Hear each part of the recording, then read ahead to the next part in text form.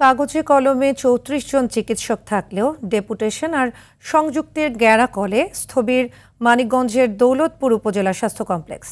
Anaesthesia চিকিৎসকের অভাবে বন্ধ রয়েছে জরুরি সিজারিয়ান সেবা।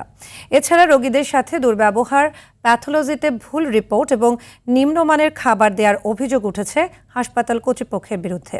মানিকগঞ্জের দৌলতপুর সংবাদদাতার তথ্যচিত্রে জানাচ্ছেন লিওন আজাদ।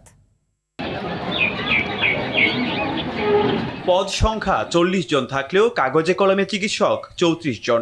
এর মধ্যে ছুটিতে রয়েছেন ১৩ জন।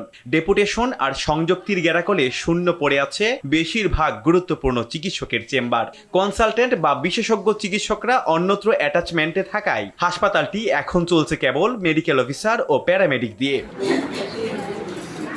সবচেয়ে বড় সংকট অ্যানেস্থেশিয়া চিকিৎসকের, যার খেসারত দিতে হচ্ছে দুর্গম চরাঞ্চল থেকে আসা প্রসূতি নারীদের। জরুরি মুহূর্তে এখানে মিলছে না সিজারিয়ান সেবা।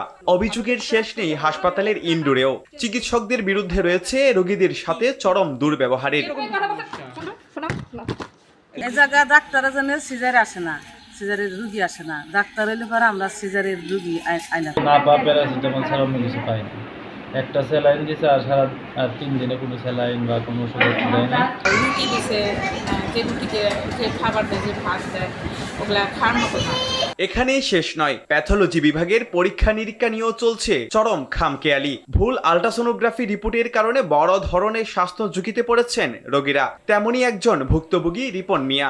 হাসপাতালে আসার পরে চিকিৎসা দেওয়ার পরে 2টা বাচ্চা হবে সেটাই বলছিল ডাক্তার। পরে চিকিৎসার পরে আমরা বাড়িতে গেছি, বাড়িতে যাওয়ার পরে আবার আলতা করছি, একটা বাচ্চা দেখা যাচ্ছে। তবে এ বিষয়ে ক্যামেরার সামনে কথা বলতে রাজি হননি উপজেলা স্বাস্থ্য ও পরিবার পরিকল্পনা কর্মকর্তা।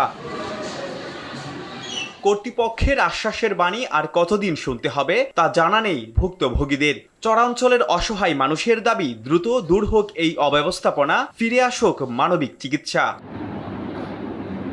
Leone Azad, RTV।